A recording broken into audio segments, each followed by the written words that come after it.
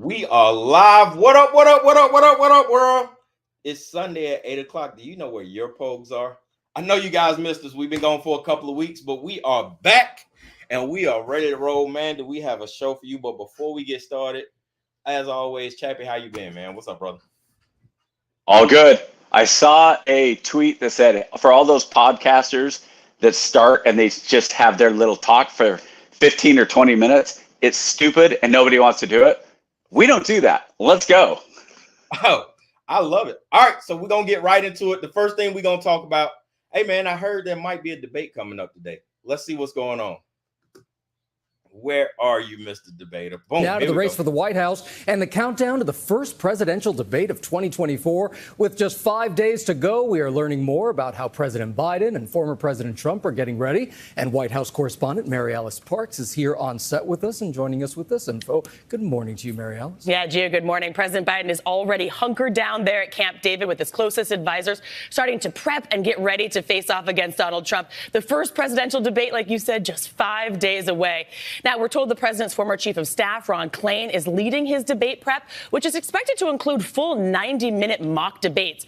Trump team says their prep is a little less formal, but that the former president has been holding policy discussions with top aides and allies. They've been talking about how to respond if he gets asked about his promise to pardon January 6 rioters or his legal troubles. Now, we know he's been getting advice from Senators J.D. Vance and Marco Rubio, who are both on his short list as possible running mates. Now, this weekend, Trump is in D.C. for a political event and then has a rally in Philadelphia tonight. And of course, we know this debate will look different than what we've seen in the past. No studio audience. The candidates' mics will only be turned on when it's their turn to speak. So in theory, a lot less of a shouting match.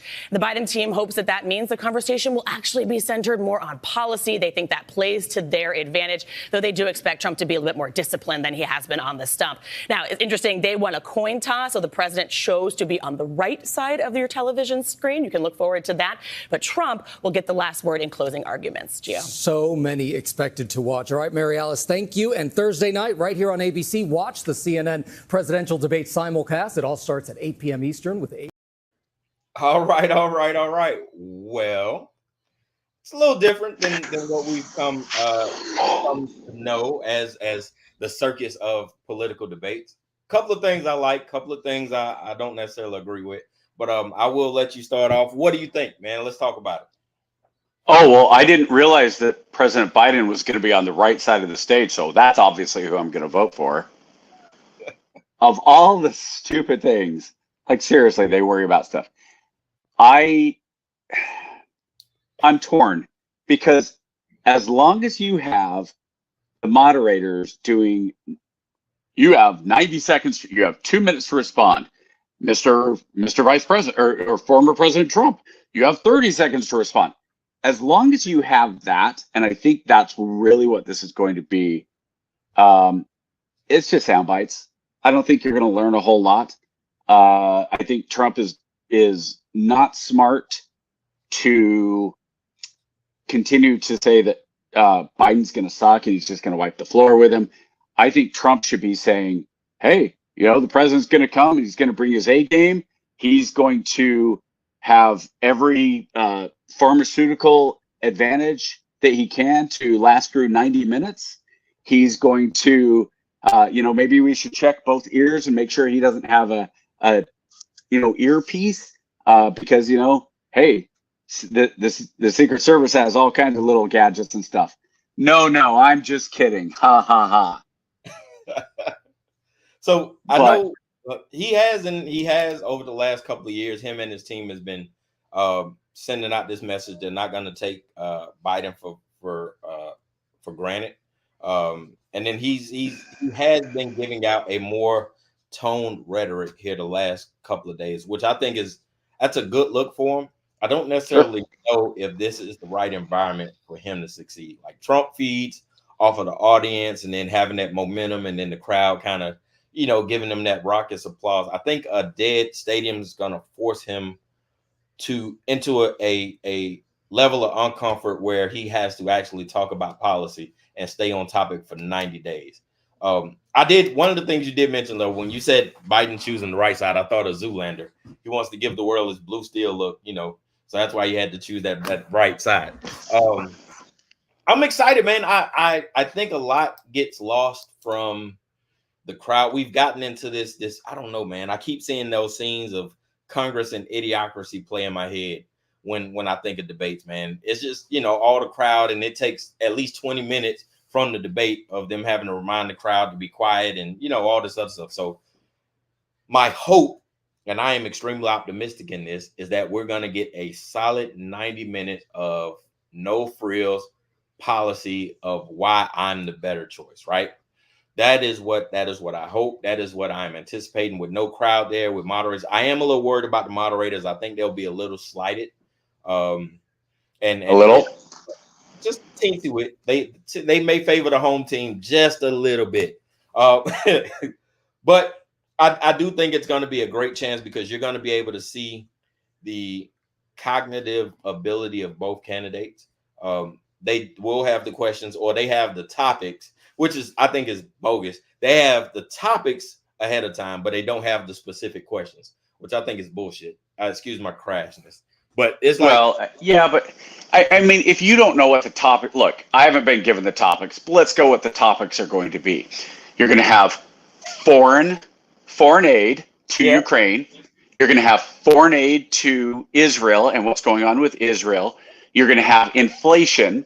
You're going to have the different riots here in Palestine. You're going to have, like you said, some of the criminal stuff that's going to come up. You're going to have, let's see, overall, let's make a bet right now. $20 says CNN, Jake Tapper, or one of them, it could be Dana Bash, but one of those two is going to say, so Mr. Trump, you have bashed President Biden and his policy on crime, but recent releases by the FBI numbers show that crime is down. How do you respond? Absolutely. So that's an example of that home field, which is funny to even call it home field. I mean, my goodness, that tells you the problem with part of the problem. I would love, and they don't do it, and I understand why, no crowd and all that. And even if there was a crowd, and even if they did this, they still screen them. But I would love to have, no kidding, honest people who go in and say, I've got a question I'd like to ask. I want to know blank.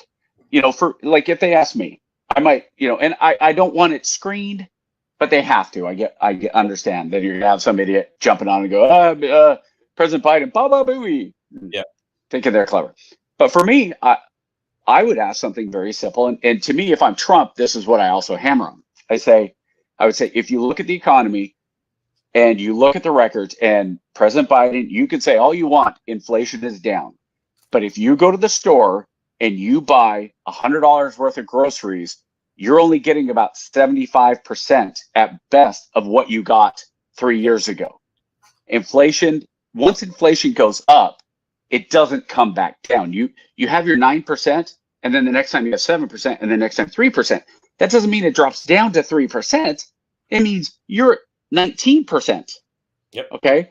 So how can you convince me that I'm better off financially when my real wages have gone down, my buying power has gone down, and prices have gone up?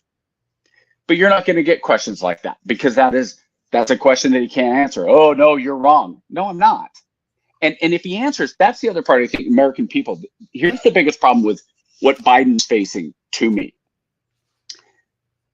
The Reagan line, famous line, are you better off 4 years ago than you were today? Yep. That should be Trump's response to everything. Like, hey, President Biden's talking about Ukraine and this and the money, da-da-da. And Mr. Trump, what do you say? Well, let me start by saying, are you better off today than you were 4 years ago? And as far as Ukraine goes, don't you think that $750 billion that we've given to Ukraine could have been better used here? I understand that we want to support our allies, but we don't have a signed agreement with Ukraine. Ukraine's not part of NATO. There are some benefits to what's going on in Ukraine, but is that $650 billion I'm confused. $650 billion when building a wall across the southern border would have cost $5 billion, and Congress said that was too much. So are you better off today? Do you feel better about our southern border and what's going on in Ukraine than you did 4 years ago?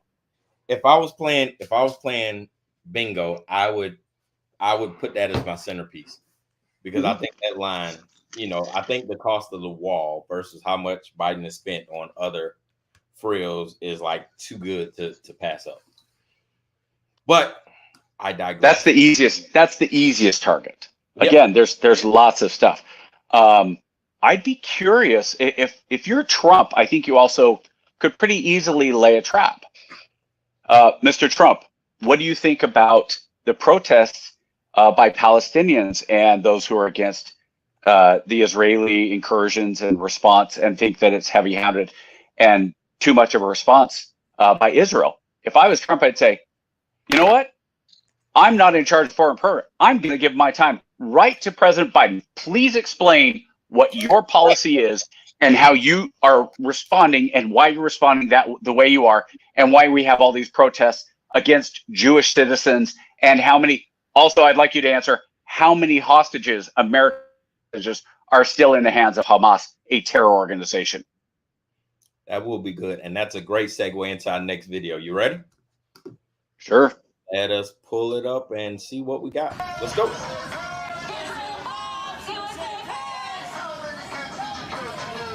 We're out here protecting our community, our lands. We're not going to fall for this. It's not okay. We're all trying to live peaceful side by side, and they're just coming in and trying to make ruckus, and we're not going to stand for it. Tonight, a pro-Palestinian protest in front of a synagogue in Valley Village, a handful outside the school at Sharet Zedek congregation. Protests blocked part of the sidewalk. Jewish students and parents came outside to counter-protest. Not sure why this place was targeted, but eventually everyone did disperse peacefully. All right. So, well, I don't know what peaceful means when you had different fistfights going on left and right, but peacefully, I guess. Peaceful, generally, peace-ish, right? It was peaceful. So KJ, a lot of times we're told don't play whataboutism, but I think whataboutism can be beneficial in certain situations. How so? What do you think the response would be if a mosque in downtown Los Angeles was surrounded by a group of Jewish protesters who went up and targeted them on Friday during prayer times and stood outside and honked horns and blow horns and all? Do you think that would end peacefully? That's a really tough question. There's no way. Would it end peacefully? Probably not, but I don't. Couple of things, like I wouldn't, I don't see the Jewish community performing an act like that, only because it's bad publicity. And no, of course not. Yeah, those guys are really, really stoic about protecting their brand or their religious brand. So I would. It is telling though. You're starting to see a lot more protests against the Jewish community. And historically, when that happens, Congress is extremely fast to act in protecting that community. So it's going to be interesting to see what the election coming up, how Biden addresses that, and the simmering tensions between those guys.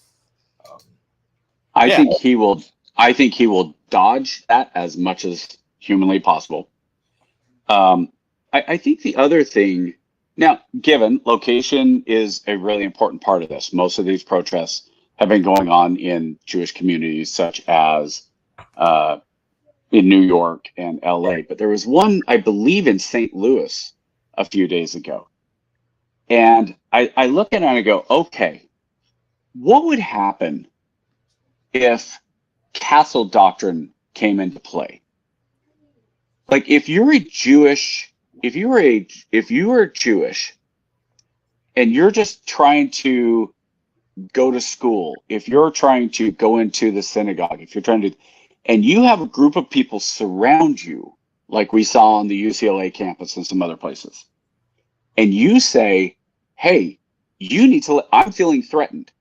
If you don't back off, I'm reserving my right to self-defense.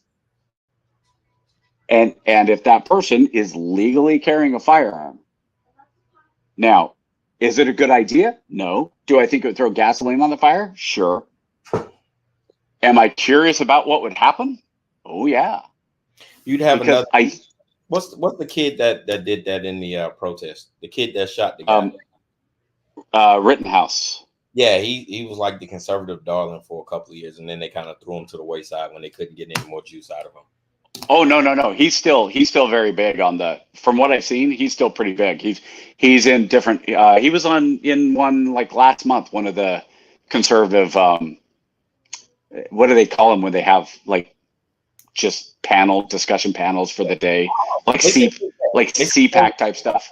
Yeah, they only seem to trot these guys out during election cycles, and then they kind of tuck them away until when they need them again. It's really interesting. Yeah, well, both sides do it. Kind of one of them things where it's like, all right, dude.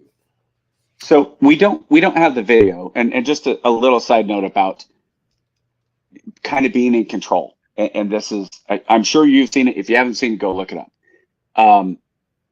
AOC and one of the congressmen from the Bronx area who's African American were in at a rally, at a pro-Palestinian rally, and they were talking about, I mean, he was yelling. He was like, we're going to show them who the F we are during this Palestinian program. Yeah, he's a congressman, and AOC. You know, go find it. It's around, but you watch it and you go, this is a representative in the United States Congress, and he's acting like this. If you can find it, but it was AOC and this guy. He might have been the guy who pulled the fire alarm to stop the vote a couple months ago, but. It goes to show kind of where our discourse in America has gone, and we've talked about this several times. Lincoln and Douglas is never happening again, unfortunately.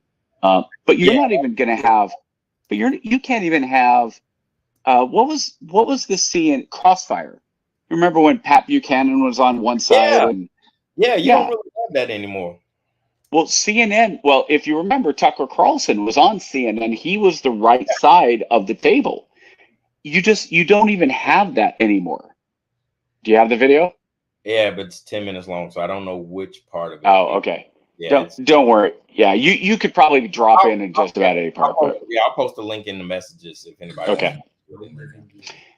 But yeah, it goes to show that we can't have real, honest, valuable debate. At least we're not. We could.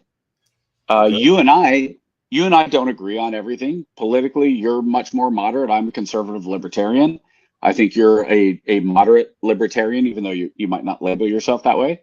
But there are certain things that we definitely have different perspectives on, and not necessarily as a bad way, because we've talked about how I'll readily admit, I don't have the experience of growing up and being a African American in this country, and you've had some very different experiences, which I respect. But you and I can talk about that, and the fact that you can't have or don't have our moderates even getting up and having these conversations. They do it behind closed doors. Yep. I don't get that. Why? If Mitt Romney, who I think is pretty much the definition these days of a moderate. Isn't that weird? And Manchin, who did you know Manchin removed the D from his election, became an independent. He's been saying that for a while though. Yeah. Yeah. But he's been a Democrat for 30 years in Congress. Yeah. So when those two get together and have these conversations, they don't do it out in the open, and that frustrates me. It doesn't matter how many congressional investigations you have, these meetings, like when they get Fauci up there and say, you lied to us. Look, they could prove Fauci made let's say Fauci made $100 million, right? From insider trading from, the drug companies, which let's be clear, he probably didn't make that much. But let's say they went in and they said, here's the receipts, because you see guys like Kennedy do it. Here's the receipts. You said this. Here's what it says here that you said. And he's really good at the gotcha, and he's solid. But how many gotchas matter? How many times have you seen somebody, I got you, you lied to Congress. Hey, we are formally pressing charges. We're requesting charges to be pressed against you. Never happens. I think, and honestly, go ahead. I think we're past that point politically where facts don't matter as much as they should, and that's disheartening, right? Like, you can come out and say, "Oh, okay, hey man, look, you lied to Congress, which is a felony according to the law. What are we gonna do about it?" And they'll go, no big deal. And that's disheartening, man. Speaking of which, I wanted to post that video you sent me, and I did not get. Matter of fact, hold on. I'll play the 2 videos, and then hopefully I can pull up the screenshot of it once I find the videos, and then we can kind of discuss it. So let me get it rolling, and we'll kind of go in after that. Brand. Let's see what we're doing. Not that one. This one.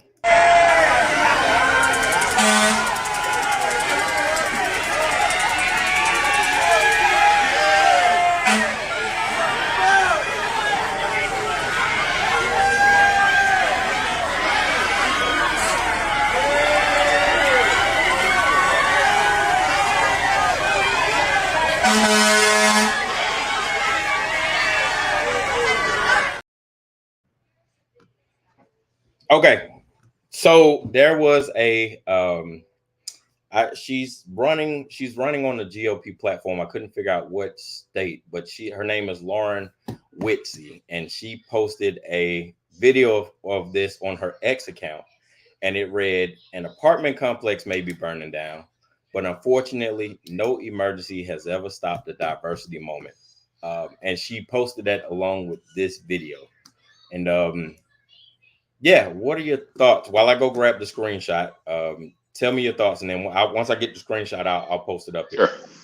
Go ahead. So when I sent you that video, I had 2 concerns, because you and I have spoken several times now. If you notice in that video, it's an African-American neighborhood, and they are blocking. You see the fire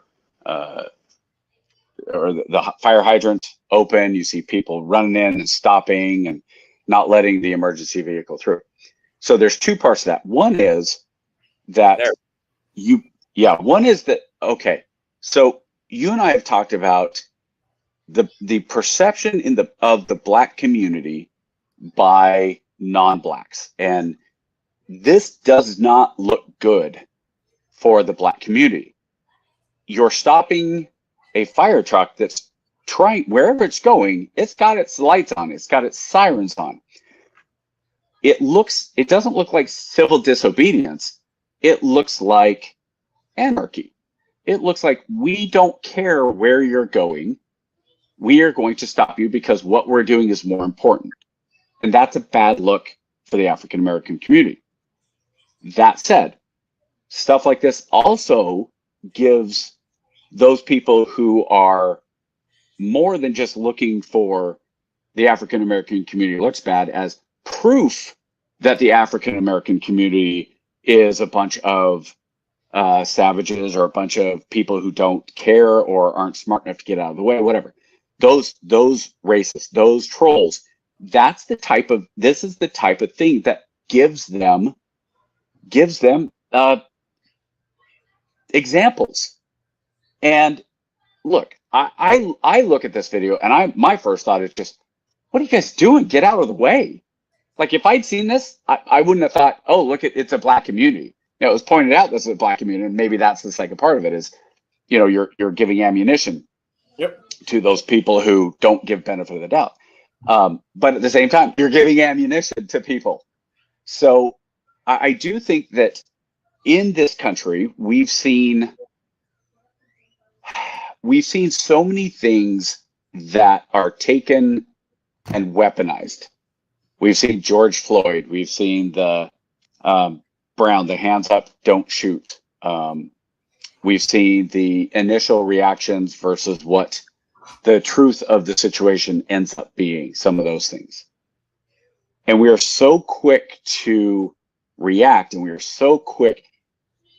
Have you seen recently, happened yesterday or all day today, the 2 cops that got shot in Detroit? I did. And then hold up, before we go into that, I want to show you something, and then we're gonna come back to it. Let me just finish the thought real quick. Go ahead. The idea is you have people who say they're looking for the suspect, and you'll have people say, oh, wait, they're not going to show who the suspect is because he's African American. So what the media is doing is actually, if you don't know who the suspect is, that's fine.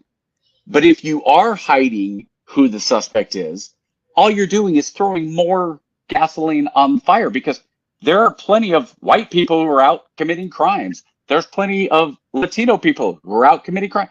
The 12-year-old girl in Houston that got choked by 2 illegal immigrants from Venezuela. Nobody's sitting back going, well, we don't want to show pictures of who they are because people are going to think that every Latino is a pedophile rapist. So the media in their attempts to bend over backwards to be fair or to diffuse potential racial issues, I think are actually making it worse. People appreciate facts. They want to know what's going on. And when you hide the facts because of an ulterior motive, generally it's not a positive thing. It almost always backfires. So cool. Sorry, go ahead, KJ. Right. So I want to focus on this statement. An apartment complex may be burning down, but unfortunately, no emergency has ever stopped the diversity moment, right? And that's poignant and that's telling, right? And then when I went back and I had to play this video a couple of times, what it looks like is they're having some kind of party, and the fire department wasn't on its way to an emergency. They were actually participating with the guys, kind of like a community outreach thing where they was playing and honking the horn and spraying the water. But could have been. I want to keep that thought in mind, right? An apartment complex may be burning down, but unfortunately, no emergency has ever stopped the diversity moment. And I'm gonna play this video, and then we're gonna come back and we're gonna talk about it again. Yeah.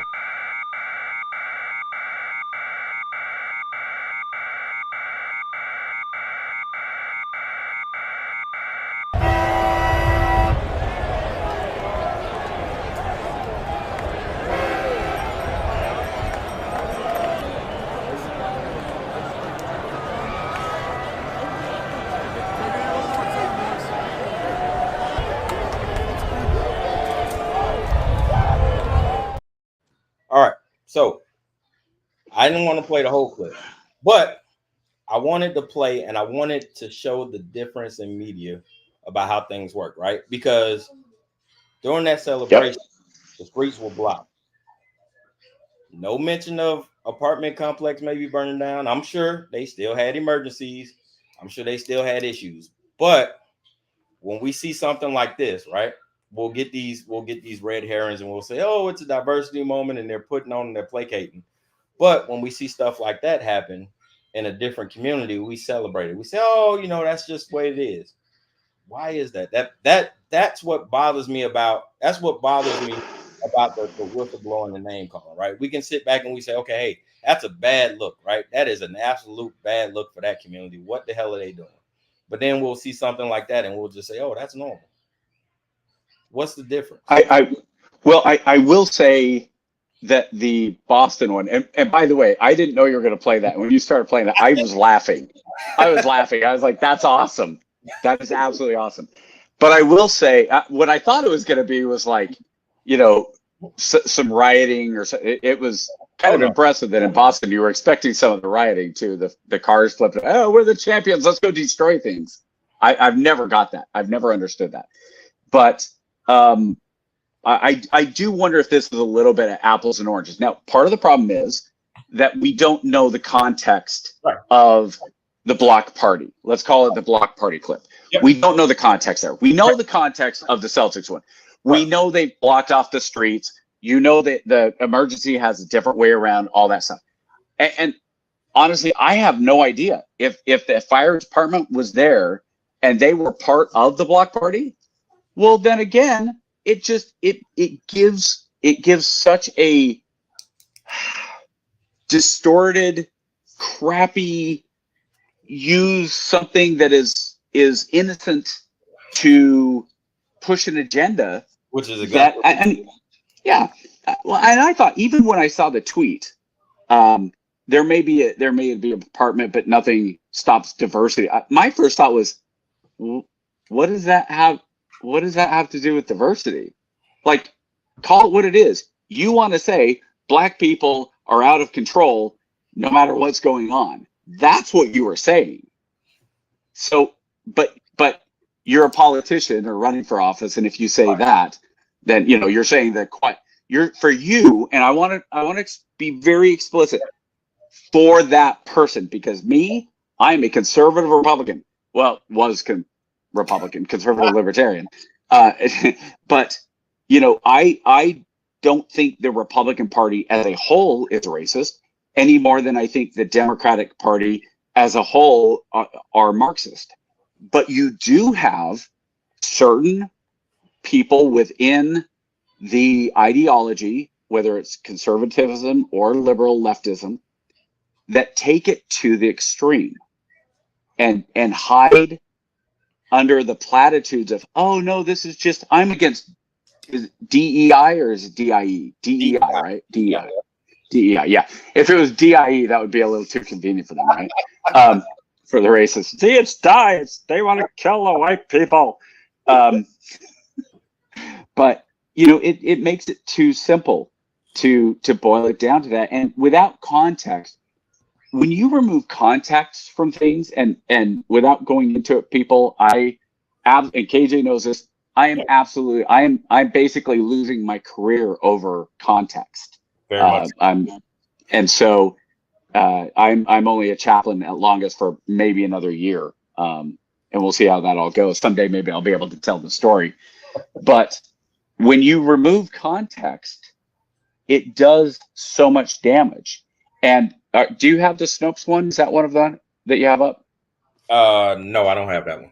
No, okay. So just when we talk about context, Snopes, who does the fact checking, just came out today and said, no, then President Trump wasn't calling the neo-Nazis good and fine people in Charlottesville. Oh, well, thanks, Snopes. 7 years after the fact, you came around and said that was taken out of context. Good job, you guys.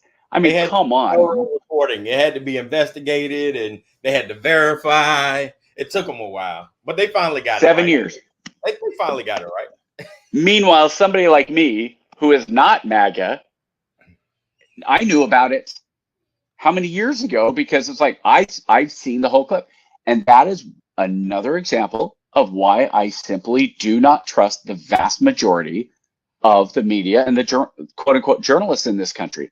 There are a few journalists I trust. I would love, and if people say, oh, well, Jake Tapper, you think Jake Tapper, he's right down the middle. No, he's not. He's not down the middle. Dana Bash, oh my gosh, ridiculously not down the middle. Both of those are I'm not going to call them Marxists, but they are both very far leaning left. And if you were to say to me, who would you want on that stage? My number one choice would be Cheryl Atkinson. Put her out there. She is somebody who is an investigative reporter, has been phenomenal in her career, and she basically comes out and says, here's what it is. I think you would do well with somebody like Rasmussen, who does the polling, because they hit him as, oh, he's a conservative. No, I think he's just fair. And to anybody who is on the far left, you've seen this move. Anybody who is a Democrat now is far enough left that if you are not with them, you're a Nazi. Yeah, you have to be. Yeah. And yeah. got to keep the ball rolling. Are you ready? Because this is where the meat and potatoes of the show came in, and I have been waiting. In preparation for this topic, I went back and I watched this documentary. I'd seen it before, and I watched it, and this is going to take up a lot of our time tonight, and I am excited. So, The Curious Cases of Clarence Thomas. You asked the question. You're going to be the driver on this one. Listen. I will tell you, from a one-time admirer to a person who has come to grow a general disdain for the individual, simply because he had so much potential, and I think it was wasted. But then watching this documentary, I got a better understanding of why things happen the way they are. So I was able to take two separate clips from it. Go ahead. And put the link to the documentary, because I haven't seen the documentary yet. So put the link in there so anybody who wants to go and see the whole thing can. And it is just to give you guys a primer, it's on PBS, which I think is doing a fantastic job with documentaries, man. I love support your local PBS. This is the only. Yeah, this is it's the only thing they're good at. Yeah, I love PBS documentaries, man. I am waiting on Ken Burns to drop another one. I love PBS documentaries, but I don't want to belabor the point. Let's get into it. We got one that's it's about 5 minutes, and it kind of talks about the origin story, and then it talks about how he shifted from his affirmative action beliefs, and that is, I'll come back and we'll talk about that after that.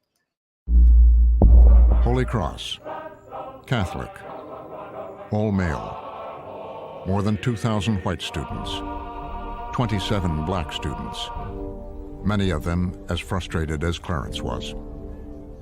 No, I was pissed off. I had evolved from being hopeful to being pissed off. A lot of young people in America was pissed off, and they weren't seeking a reconciliation, okay?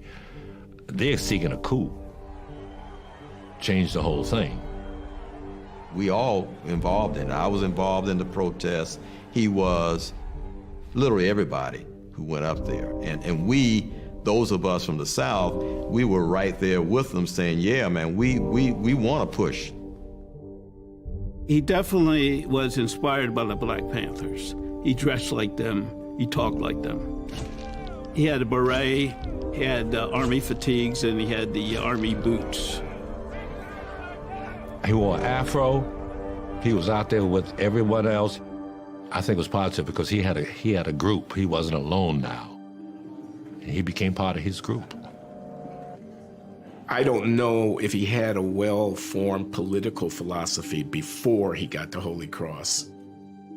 Maybe he was simply going along. But the years, 1968, 1969, gosh, I was there. And the forces of conformity to a sense of outraged fury, resistance, the throwing off of oppression by any means necessary. It was very seductive, it was very compelling to many, many people, among whom was Clarence Thomas.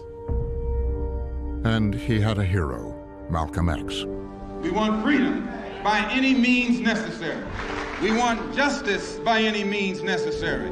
We want equality by any means necessary. He had a poster of Malcolm X in his dorm room. Justice Thomas boasted at one point he had read all of his speeches. And he said at one time he could quote you some of them by heart. I mean, so he really did pay attention to Malcolm X.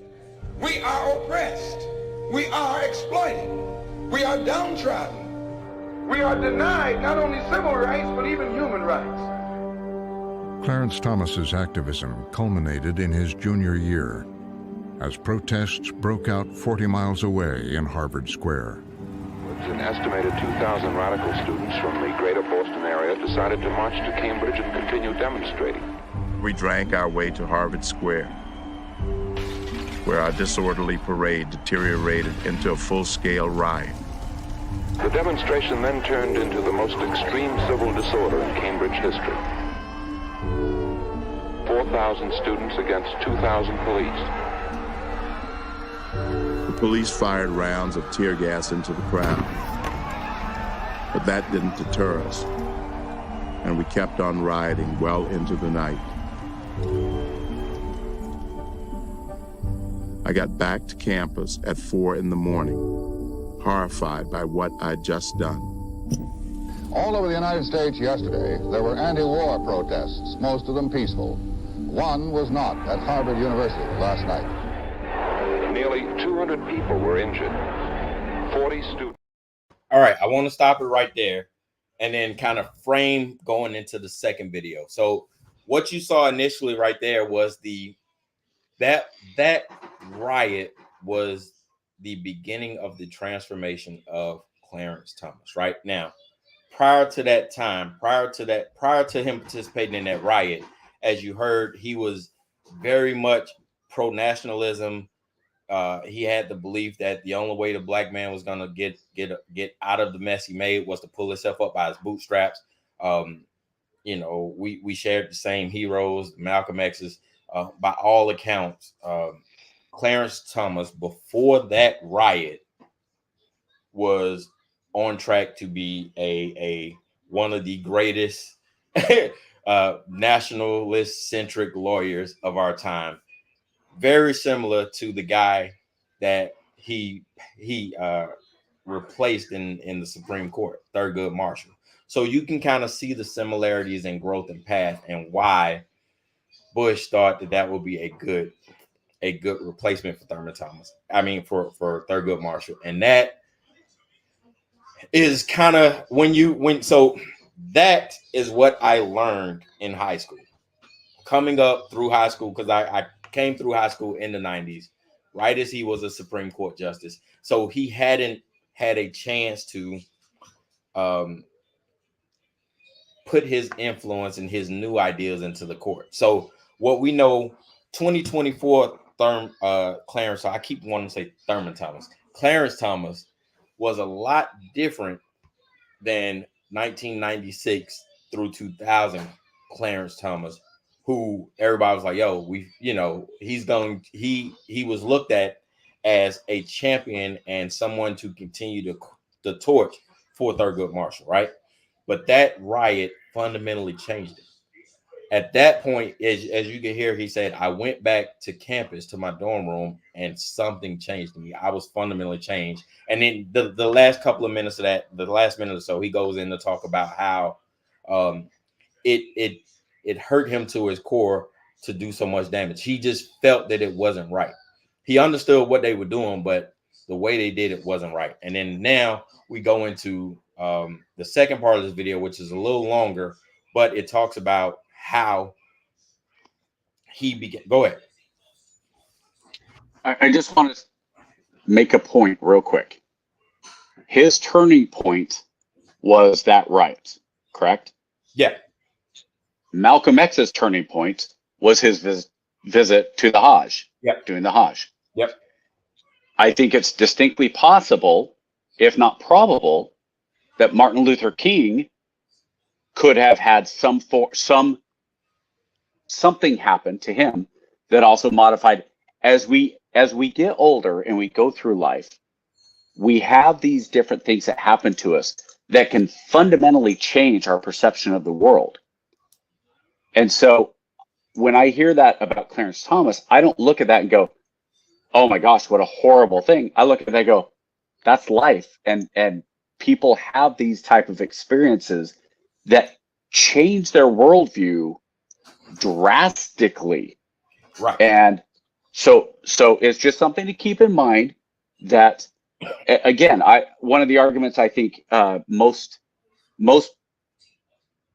I don't want to say conservative. It's not the right word. Don't get into it because you got to see this part. Okay, yeah, go ahead. It's going to provide more clarity, and then we'll be able to go into it more in depth. Here we go. Okay.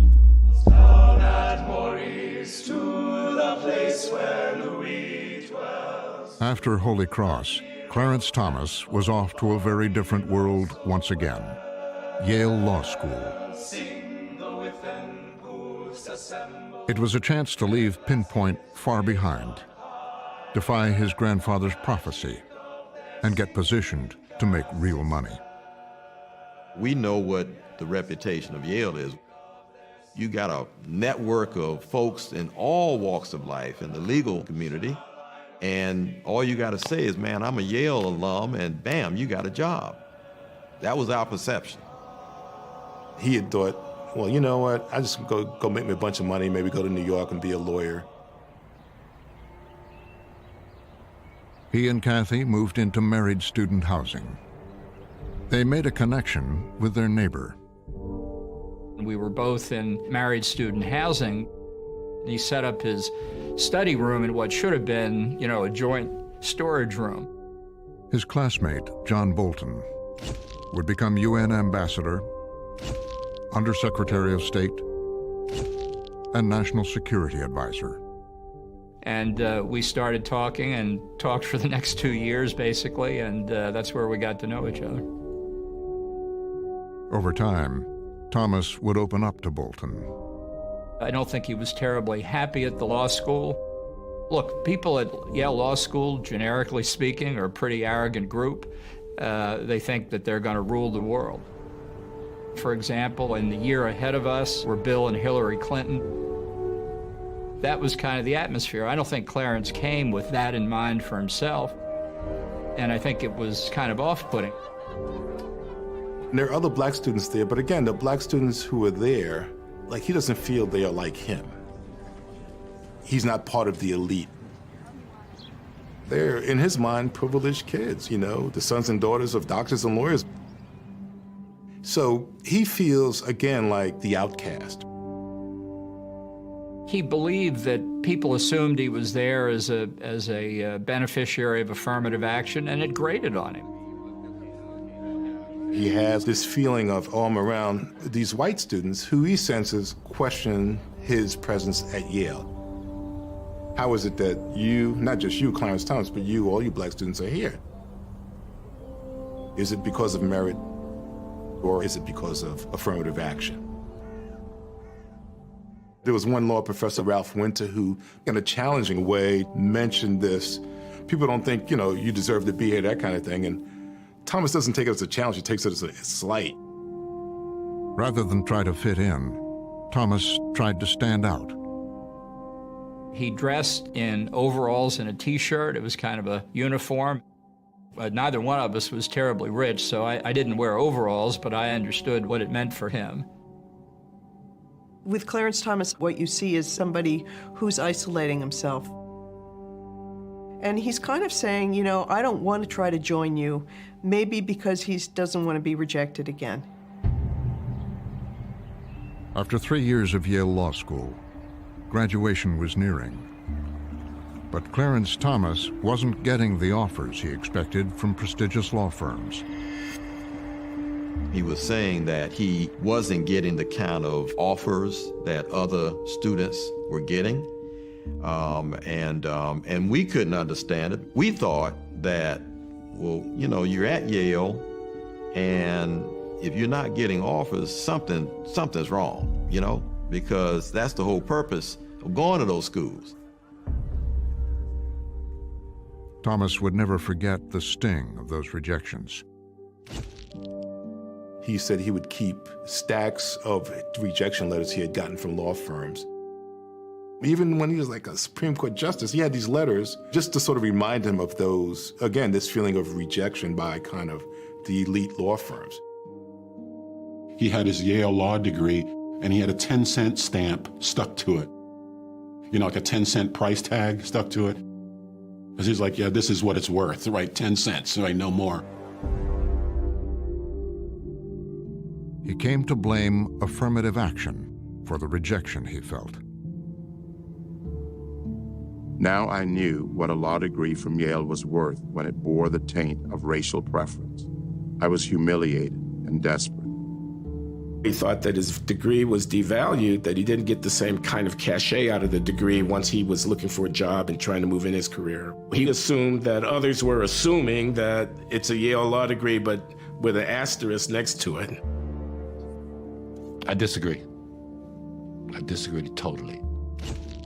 Orion Douglas had a strikingly similar academic journey to Clarence Thomas's. Scholarship to Holy Cross, law school, eventually becoming a judge. I ain't gonna blame affirmative action for not getting a job when you never was offered the job for 100 years before. okay? The system was still there. The infrastructure for separation, discrimination was still there.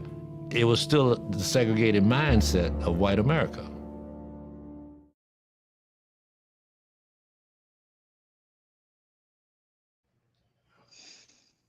So, that in that 6-minute clip, there was a lot to unpack, right? And I think that was the meat and potatoes of the documentary, because it showed, and what it did for me is it brought a deeper understanding into how he was able to embrace such a conservative zeal after graduating law school. So what you see is two completely different sides of SCOTUS Thomas. You saw him in Holy Cross as this radical. Then we go through and see the turning point, the transformation point of the riot, and then he gets to Yale, where he sees privileged individuals like the Clintons, which makes a lot of sense. And then he's friends with Bolton, which makes a lot of sense. And then he develops this great disdain for the privileged elite. And then, he goes to graduate and he's seeing people who have worse grades than him, who did not perform as well as him, get job offers while he didn't get any at all. And throughout his entire time at Yale, they questioned his validity of being there, which I think we discussed before. So when you ask me the question, why do Black people in particular hold such a disdain for Clarence Thomas, is because he allowed the wrongs of the system to dictate his mind, and it influenced him for far too long. Now, his hateful affirmative action is based solely off of his experience after grad school, right? They say even to this day, the art that goes on in the documentary say even to this day, he still has a 10-cent stamp on his Yale law degree in his office, and he still has copies of those rejection letters from those law firms. And he believes with everything in him, the sole reason he was denied was because of the perception of affirmative action and what it had on him. So in his mind, he's justified in saying, hey, affirmative action is doing more harm than good, because no matter how well or how established you are, people are always going to look at you as if you're not as good, and they're always going to question your credentials. The reason why we have such a disdain for him is because he closed the door for something that was critical for him to even give him the opportunity to change it, right? Had it not been for affirmative action, he wouldn't have had that opportunity in the first place. And then he's even quoted as saying early in his career, had it not been for affirmative action, he wouldn't know where he would be, where his life would have taken him. So you can't, the conundrum is, you can't say out of one side of your mouth saying, hey, without this program, no matter how jacked up this program is, without this program, I wouldn't have even had the opportunity to prove myself. But we don't need this program, because if you're good, you're going to be able to get in. And that in itself is a conundrum, because you have hundreds of years of empirical evidence that says no matter how good you were, it doesn't matter how good you are, you're not going to get that opportunity, if not for affirmative action to give you that opportunity. So that's the preface. When was Clarence Thomas at Yale? Did it have the years? I would have to go look it up. It has it in the documentary, but I don't remember it. But yeah, if you could look. Yeah, him and look that up for me real quick. Him and Bolton were in the graduating class, right behind the Clintons. Right, and so it's got to be early right 70s, around 70, 73, probably between 70 and 75. It's got to be, I would think. Graduated from Holy Cross in 71, and then from Yale in 74. 74, okay. Yep. So I think that, and first of all, some of that was I had no idea he was a year behind Bill and Hillary. How cool, how amazing a picture would that have been if he'd been in a picture with Bill and Hillary at Yale? I don't know if you caught it or not, but he said he was looking at specifically though the way they acted in campus, and that shaped his mind of how all these privileged white people automatically assume they're going to rule the world. So when you go back and you look at a President Clinton and then later a Secretary of State Clinton, and then you see why he has this utter disdain for him. Like, I didn't know that before watching the documentary, and I'm like, that makes perfect sense why they never got along. You know what's funny about that though? Bill Clinton wasn't raised in privilege. No, he wasn't. Bill Clinton. But by the time he got to Yale, he had taken on that persona of, now this is my birthright, this is my privilege. So the reason I asked that is, you've got hundreds of years of empirical evidence that show no matter how good you are, you can't get ahead if you're African American in this country. Now, there are always exceptions, of course. You know, you have Frederick Douglass and some other individuals that have come up and shown that their intellect did overcome and their abilities did overcome those challenges and those unfair practices. But you're talking about now, here's Clarence Thomas, who's coming up. 1965, the Civil Rights Act is passed. He's now 9 years past that. And he's looking at these people saying, I'm only here because of affirmative action. So I want to, I wish I knew that you were going to play that, because there is it's much too long to play, but Steven Crowder does his sit downs, his convince me, change my mind sit downs. And he did one at University of Texas, Austin, and there was a African-American girl, and she sat down, and he was talking about affirmative action, and it's just not needed anymore to change my mind. And she sat down, and they had a really good conversation. And he asked her, he said, so where are you from? She was from north, I think somewhere around Dallas, but, and he said, what kind of grades did you get in high school? And she said, I had like a 4.2. I said, okay, great. And what were your SATs? And she said, 13, whatever, good scores, right? And he said, how would you feel if somebody told you, with as much hard work as you did for your grades and as much study as you did for your SATs and all that stuff, that the only reason you were let into the University of Texas, Austin, which is a fairly prestigious university, the only reason you were let in was because you were black? And she thought about it for a second. She's like, well, yeah, that would suck. Like, I don't think that's fair if somebody says that, because I worked my butt off. And he says, right, I agree with you. I think you deserve to be here. Everything you've told me, you're smart. We're having this conversation.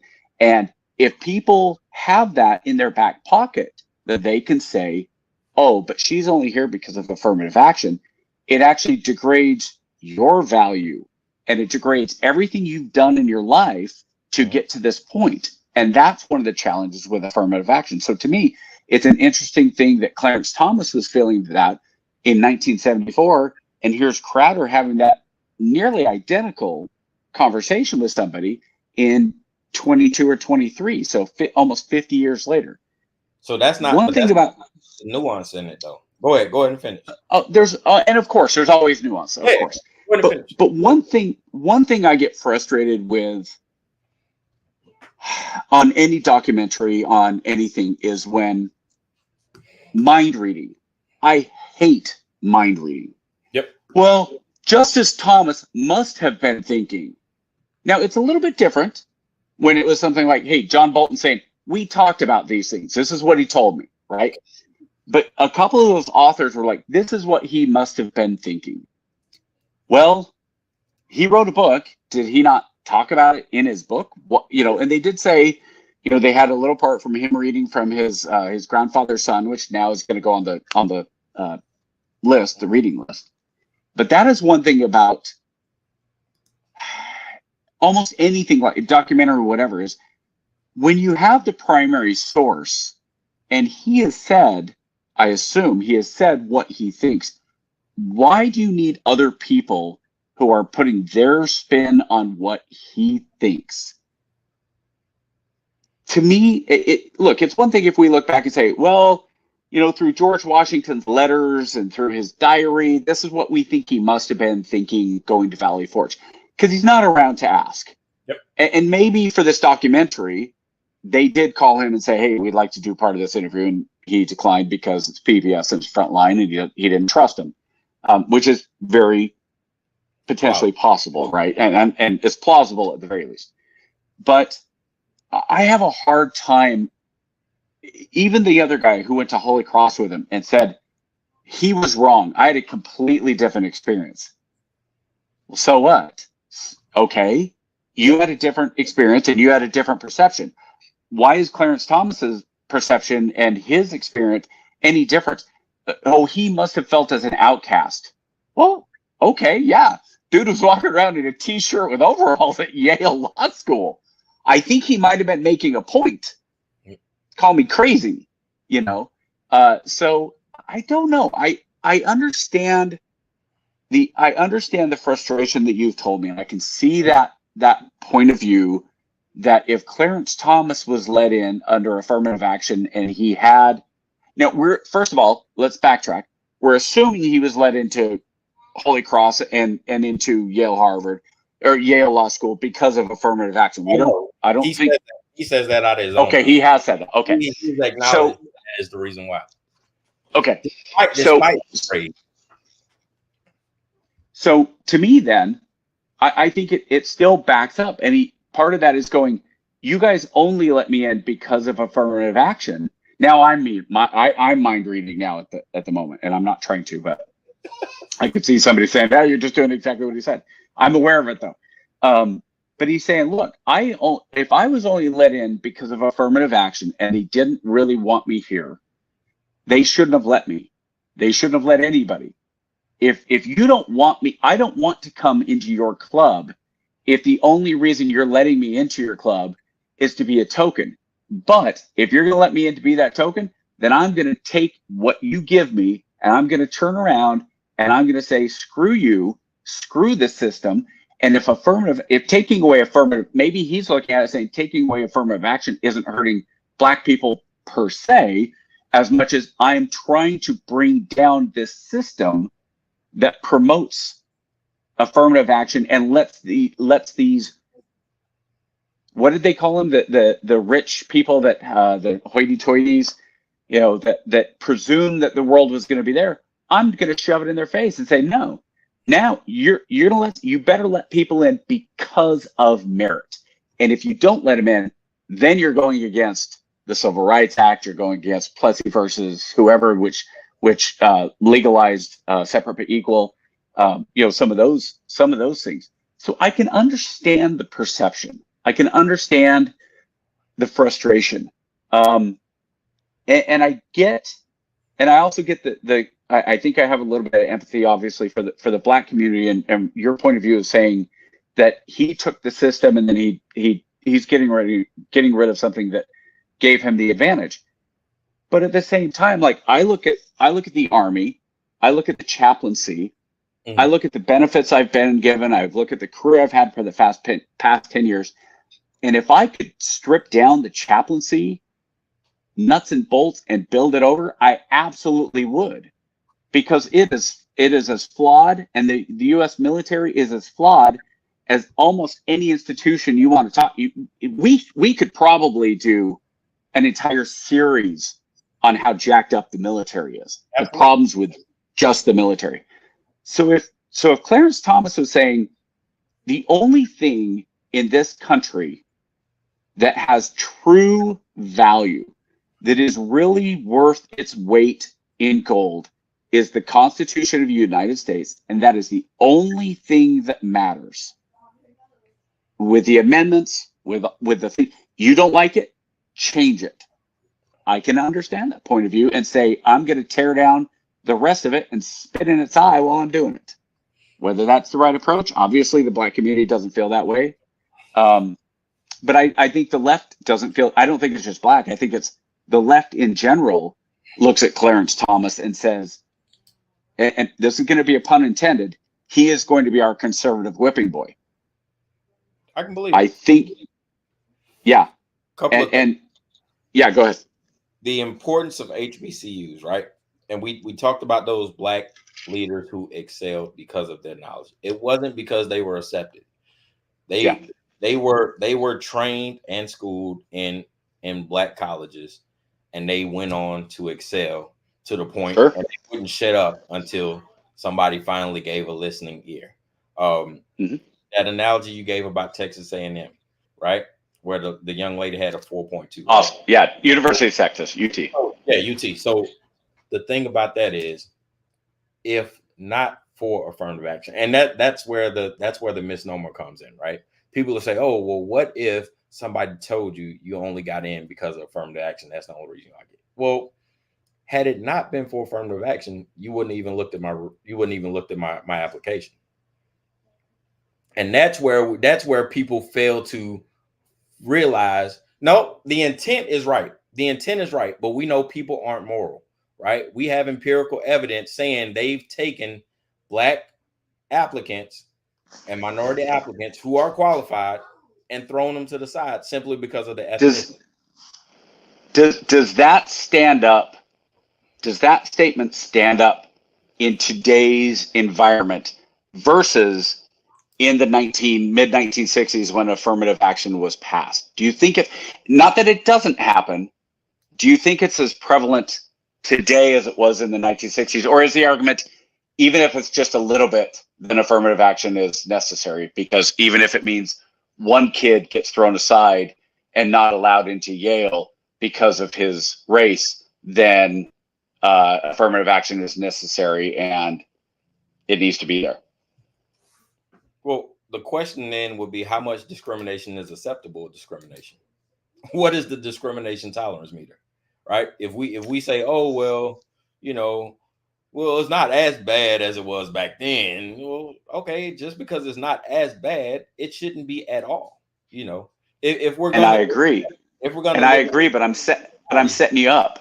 Yeah, I don't mean to. I'm not trying to be a jerk, but I'm setting you up. Yeah, because Harvard and Yale have turned around and said, we're only going to accept this number of Asian Americans. Right. Yeah. But what they don't focus on is the nepotism that goes on in Ivy Leagues. Right. So yeah, I don't think the percentage. I don't think the percentage is that high. I know it's higher. It's higher than minority applicants, and it's been that way for the last 25 years. Okay. According to the last study, from I think 1996 to 2004. Legacies and recommendations from esteemed colleagues and friends of friends have gotten into Yale on an average of 24%, I think it was in the survey, whereas minorities they're hovering about 12 to 14 on the highest level. Normally it's about 9. So is that application or acceptance? Acceptance. Okay. And that's so of action at 9%. So real quick on that. I think they're two different arguments, because I think the nepotism is ridiculous. Absolutely. Yeah. So like Heather, my wife and I were talking about that yesterday or something about Nepo babies in Hollywood. And I said, look, is it fair that Kathy Lee Curtis became a famous movie star just because her dad was Tony Curtis? Well, no.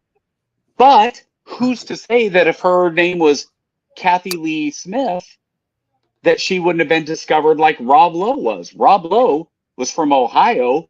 Him and his mom moved him out to California up into the hills because she'd had a really, if I remember right from his biography, he had a really bad experience with a boyfriend or something. So and she was a bit of a hippie.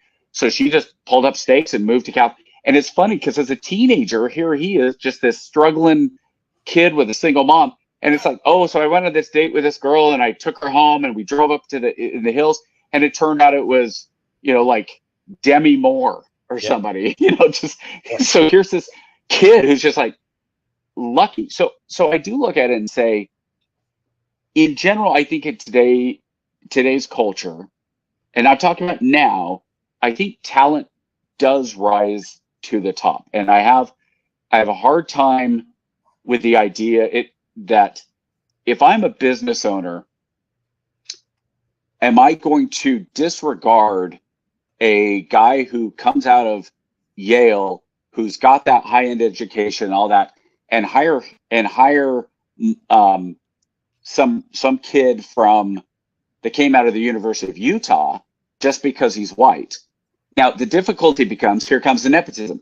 The difficulty becomes, well, but what if I have a friend who it's his nephew, and he's saying, look, my nephew did all this. He's so smart. He did this.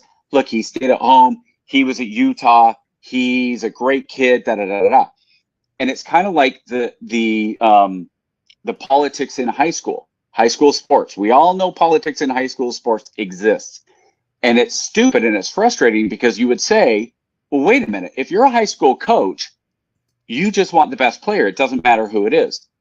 But if I have KJ Bradley Jr. on one hand, and I have Lance O'Neal Jr. on the other hand, and here's these two kids, and they're both pretty equal in the tryouts, but KJ Jr. was also on the basketball team. So I'm able to ask his coach, and I've seen what he does on the basketball team. So he's going to be my last spot on the baseball team? Well, of course. So relationships are so huge in this world. And it's frustrating for anybody that doesn't have those connections. And I can see how Clarence Thomas, who didn't have those connections, would see somebody like Hillary Clinton or John. I don't know how John Bolton got in. Did John Bolton get in on some special thing? I don't know. But I can see how. But what you're saying is a quarter of everybody that got into Yale off of the good old boy system, right? The friend and nepotism. So I can see how Clarence Thomas coming in going, yeah, F you guys. I'm as good as any of you guys. I'm better than you. I'm smarter than you. I work harder than you. So yeah, I'm going to tear the system down. So I can see it both ways. I don't know. I look at it and I say that at the very least, Clarence Thomas to me has been the most consistent traditionalist on the court. I don't know if ever, but certainly in modern history. And that's one of those things you and I talked before we came on. And we're going to talk about SCOTUS decisions here in a minute. But you had an 8-1 ruling that somebody who assaulted their partner, the dude beat up his girlfriend, aggravated or wife, aggravated assault, and convicted felon, and it falls under the Lautenberg Amendment. Anybody in the military knows what the Lautenberg Amendment is if you're convicted of domestic violence, you cannot carry a firearm. You'll get kicked out of the Army if you're convicted of domestic violence because of the Lautenberg Amendment. So somebody sued and said, well, wait a minute, I should still have my right to my Second Amendment. I should, just because I'm convicted of domestic violence, I should be able to still have a gun. And Clarence Thomas was the one who dissented. And how did he dissent? He dissented by saying the Second Amendment doesn't say anything about domestic violence, doesn't say anything about convictions. And my guess is, and if it was one of those that came up and said, hey, you can't vote if you're a felon, my guess is Clarence Thomas would probably go, it doesn't say anywhere about that either. But he was the only one. So he is consistent. And that's one of the things that pisses the left off so bad, is because he has been consistent saying, this is what the founding fathers said. This is what was written. This is what was meant. And I think was it Barrett that called him out just in one of these decisions and said, I think she called him out and said, hey, just because that's what the founders said, you're going off what the founders said, but we're past that. No, and there's more to. That was her response to not Alito. What's the other dude? Justice. Hold on a second. Kavanaugh. Was it Kavanaugh? Let me look. Anyway, it was. Justice. It was one of them. It was Robert. Yeah. Roberts. Okay. So you do have some situations where they look at it and they go, and look, you want to argue. I don't have a problem with not allowing domestic violence, those convicted of domestic violence of not carrying a gun, because I have lots of friends. Yeah. Wait, before we get too far into that, we got to close out the Thomas thing. So just to Yeah. give you that, I wanted, and I posted a link in there. So they put out an article in February 2024 that the Fortune 500 is making progress when it comes to Black leadership. That's the good news. The bad news is only 8 Fortune 500 companies have a Black CEO. That's just 1.6%, a far cry from Black Americans' 14.4% share of the population. Still, 8 out of the 500 leaders is a near record high, second only to 2022. So what the numbers are telling us, and we're strictly looking at the numbers, what the numbers are telling us is there is still a need for diversity, because if you got these Black candidates graduating from these Ivy League schools, right, and they're good, and we're just looking at the numbers and the representation, there should be at least a more representative number to society of Fortune 500 CEOs and executives than there are, right? We're talking. I'll agree with that. Yeah, I'll agree. 1.6% of executives in the Fortune 500. That's apathetic, right? That's horrendous.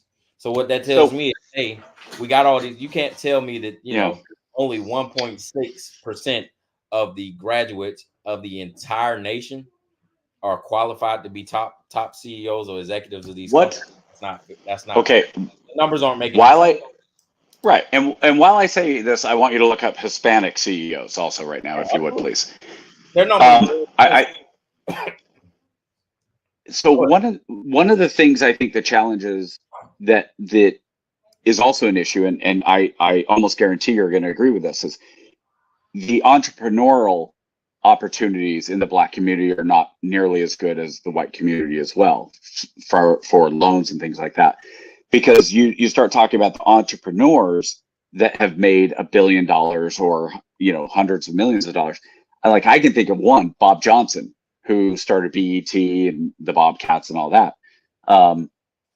You talk about some of the other highest grossing guys. You're talking about guys like Magic Johnson and LeBron James, who really it came out of not intellect, but it came out of athletic ability. And hey, good on them. I'm not saying either of them are stupid either. I'm just saying that they did not come through what would be the traditional role of a CEO, where Magic Johnson is worth well north of $500 million because of his charisma and because of some of those things he's done. But it was based on his athletic prowess to begin with. But I do wonder if, again, you look at certain things and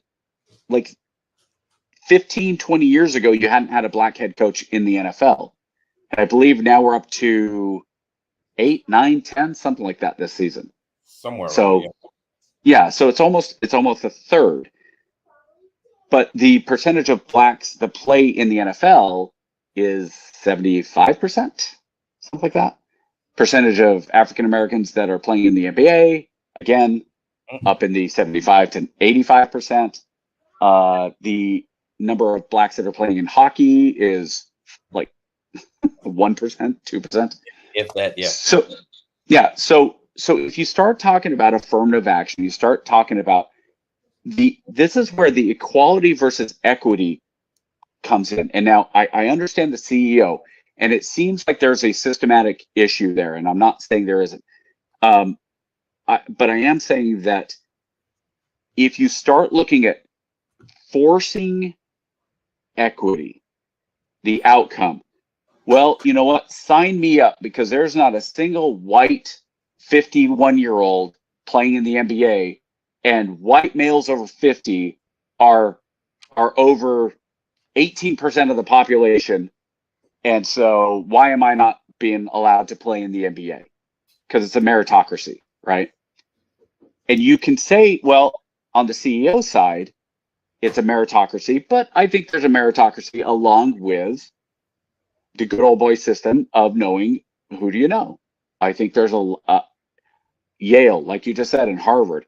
If you have 25% of the people coming into Yale and Harvard because they know somebody, well, how many of that 25% are now going immediately and high management right off the bat into Apple or wherever?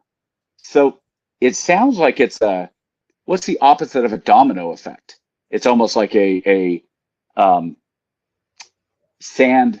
a time glass. Like all the best people, like people are going through it, but these other people, like, hey, we're up here and we're waiting until everybody's sipped out, and then when we fall through, we're already on the top of the heap because we're special.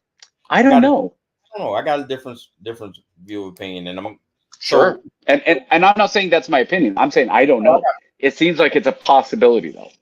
Let's say, just throwing numbers out there, 25% of new companies, right? New Fortune 500 companies have been established in the last 50 years, right? That will put a quarter of the companies over post Jim Crow. 125 companies. Yes. That'll put them post Jim Crow companies, right? So the rest of them, right, are steeped in tradition, steeped in hundreds of years of whatever, right?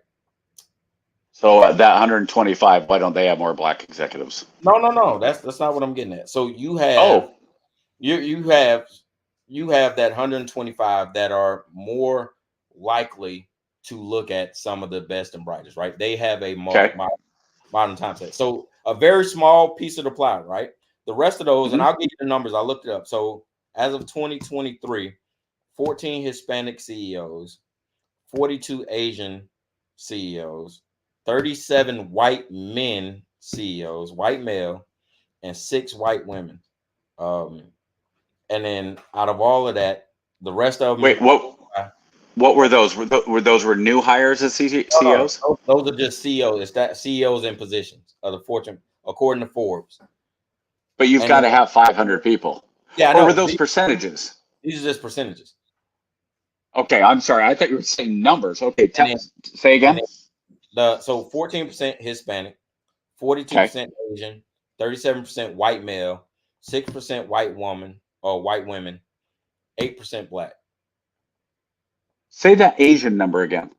42. Higher percentage of Asians than white males. Just white males. If you add white males and white females together, it's close. Yeah, it's. So what is it if you add them together? 43 Asian and 42 Asian, 43 white. If you add them together. Yep, and then you got 14% Hispanic and 8% black. And the point I was getting at is the establishment, and I think had it been an equal playing field, had the black companies been able to thrive and grow and establish themselves alongside the white businesses, you would see a lot better representation and a lot number. But because of the systemic, and I hate using racism, but it is what it is. Because of it is what it is. Because of not having those opportunities to grow, especially after World War II, when so many white counterparts were able to go to school and get trades and start businesses, whereas those black individuals didn't get that opportunity. There you saw a tremendous separation of wealth gap, and those are the companies that are at the forefront of today's foundation for the economy, right? Those World War II, and then those, you still got the steel guys in the 20th century, but yeah. So but I'd be curious we'd have to ask somebody smarter than both of us and who knows better than us this question. If the black community and the black individuals were continuing to be held down, especially post World War II, and desegregation was not until mid 50s. Yeah.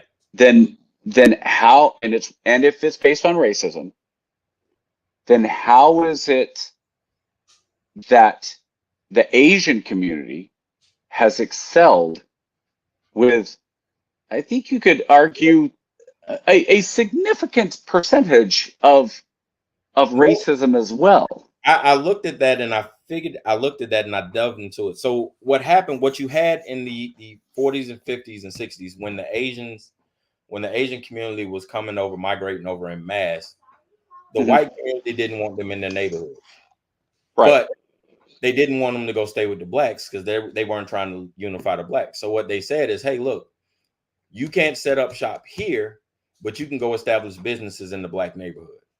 You can go set up shop. You can go build your business and your wealth in the black neighborhood. That started at the turn of separatism. They weren't those loans that they weren't allowing black business owners to get, those farming subsidies that they weren't allowing the black farmers to get. They were allowing the other minorities to get. So that's why you had that influx of Asian businesses in the black community.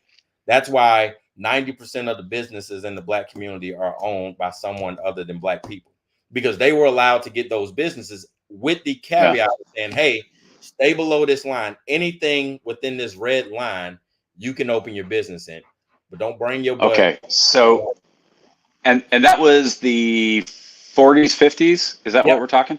That is when we had that great market. So they said, listen, we don't, we and basically what it was is it was a voting incentive that kind of helped say, hey, look, we're going to allow you to open your businesses. You just can't do it around us. But we got these ghettos and these slums and these black neighborhoods, and you're more than welcome to go down there, and we won't mess with you. Okay, so if you're talking the 40s and 50s, that the racial handcuffs were taken off Asians and Asian immigrants. We'll just say Asians to a degree, right? Okay.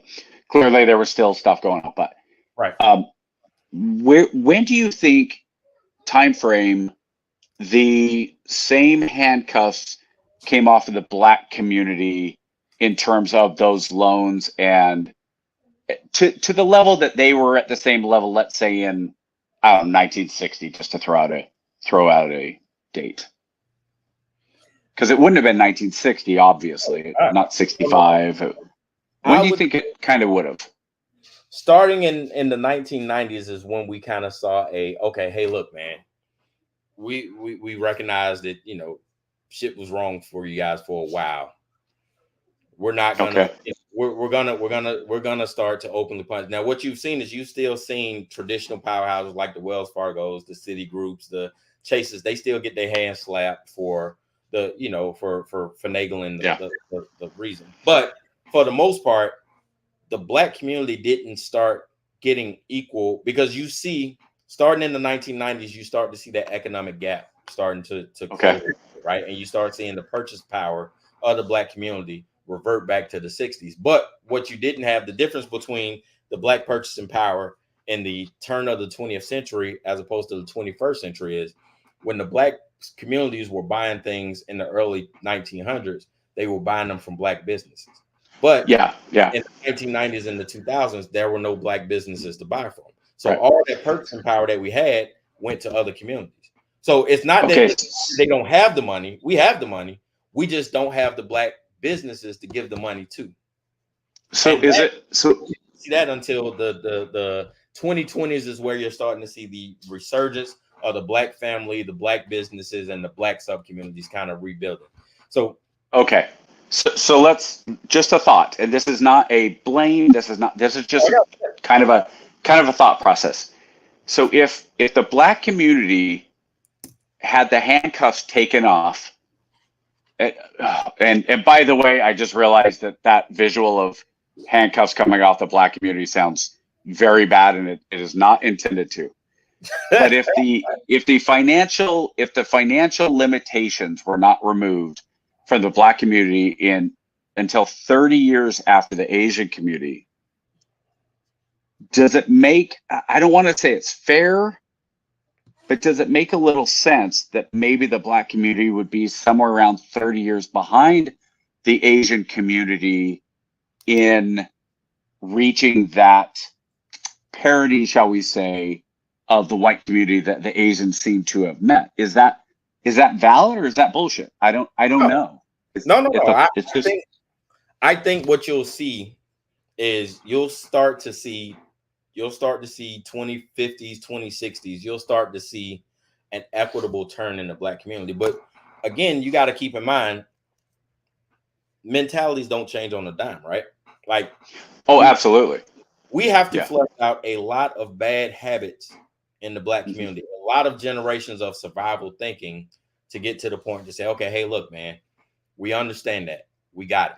That happened then. But since 1990, the handcuffs have been off. You can't go back and say the man has stopped you from doing any damn thing.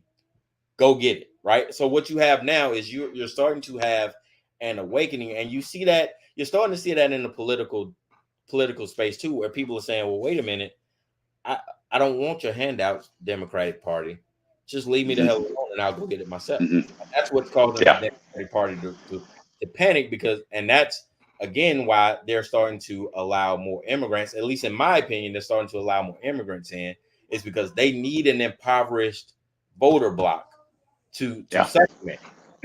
Because as more black families get together, as more black businesses open, you're starting to see less dependence on the government, which means if I'm not dependent on you, you don't hold that power over me anymore. And I can see things more objectively, more clear, right? I can actually vote in my best interest as opposed to voting in a survival interest. And that's where, and all of this kind of works together, right? That's why you're starting to see a lot of people, they say, oh, well, black men are leaving the Democratic Party. Yeah, because we are taking control of our families again, right? When we couldn't get to our families, we had no choice but to depend on you, because you were taking care of our kids. You were taking care of, you were taking care of our women. But now I can take care of my own woman. Now I can take care of my own child, right? Leave me the hell alone. Yeah. And that's a bigger issue, and that, of course. We can of course that's a bigger issue. And it's one of those things that I think you're onto something. I really do think you are. We've talked about this, that if you look at the parties, and I think if you have, so when I was moving from, I think it was from Mountain View, California to Alabama. So this would have been about 2012. Yeah, it would have been, because it was the Romney-Obama election cycle. So one of the guys that was moving was probably around 50. And we started we were talking politics, and we were talking Obama, and we were talking Romney. And I was asking him, what he thought, and his politics, as I asked him what he believed, his politics were clearly conservative, were clearly Republican. Yep. And at the end of it, I said, so as we were talking, do you think this? Yes. Do you think this? Yes. I said, oh, so you're voting for Romney? He said, hey, no way in hell I'm voting for him over a black man. I was like, okay, got it. Like, I get it. So I do think that there's that mentality change. And I agree with you on the immigration thing as well. I think there's a real fear also. And there should honestly, the other part of the backlash, and I would be pissed, I'll tell you right now, if I was somebody who was, let's say, in Chicago or New York or LA or Denver or wherever, and I'm struggling to put food on my kids onto the table, or I'm working 2 jobs to pay child support or whatever, and here comes this immigrant, and they're coming in and being put up in a hotel for months on end and given cards full of cash, and I'm sitting here going, I'm working my butt off. How come I'm not getting anything? You're taking care of these people who aren't even supposed to be here and spending billions of dollars on it. Why am I voting for you? And I think that's that financial, because you want to everybody everybody should vote for self-interest. Yep. And I do think that's one that, like you just said, people are getting away from my mom and dad were, and it goes the other way too. My mom and dad were very conservative and Republican, but I don't think that it's fair how gay people are treated or trans people are. So I'm going to be I move to the left just as much as, well, hey, I'm black, therefore my mom and dad, I have generations of black all the way back to FDR. And now so I'm going to vote how I'm going to vote. And the irony of when people talk about how the parties flipped, well, the parties flipped during the New Deal when FDR said, let me give you things. And African Americans went, oh, you're going to give us stuff? We should vote for you then if you're going to give us stuff. Yep. The votes were bought, just like Joe Biden. I saw somebody, I absolutely love Joe Biden. He forgave my student debt, white guy, right? He forgave my student debts, $8,500 I don't have to pay. And I responded on Twitter to him and said, oh, so your vote's worth $8,500, huh? Basically. So Yeah, it's tough because I think you're right. We are, as a country, we're the Titanic with an iceberg. You can't change on a dime. Yep. I think we're the opposite of, it's almost like we started off with a giant gash, a 3/5 gash in the hull of our ship. And over the centuries, we have tried to fix the gash as we move forward. And I think we are doing that. I think that we still have the potential to do that. And I still believe that the real animosity that is in this country is not between whites and blacks. It's between far leftists and, I hate to say this, common sense people. And I will even say this, the common sense people are like 80%. And then you have the far left who's like 5%, and you have the far right that are 5%. And everybody in those 80s is going, you both are idiots. The problem is that the 5% on the far right, everybody else goes, you guys are crazy. You're insane. You're idiots. We're not following. We have nothing to do with you. But those 5% on the right, those 5% on the left, they're running for Congress and winning. They're in professor seats in the universities. They're trickling down into when you have gay pride flags or the rainbow flag. I don't think it's even called that anymore. The I don't know, LGBTQ flag in your classroom. I don't think that's okay.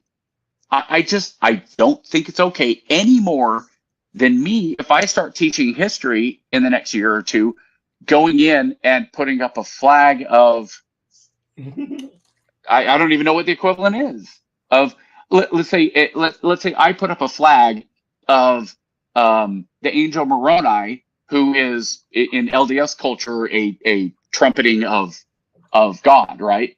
And if I go in and I put up this flag, a clearly religious symbol up in my classroom, oh my gosh, the ACLU is going to be all over me.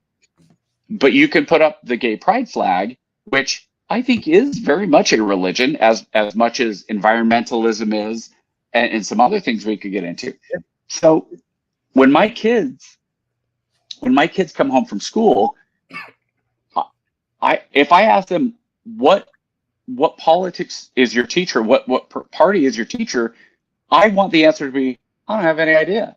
Yep.